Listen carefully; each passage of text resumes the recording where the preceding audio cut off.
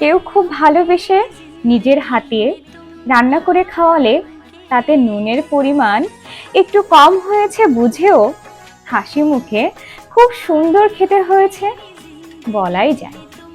কেউ খুব ভালোবেসে খুব সামান্য কিছু উপহার দিলেও তার মূল্যায়ন না করে মন থেকে খুশি হওয়া যেতেই পারে।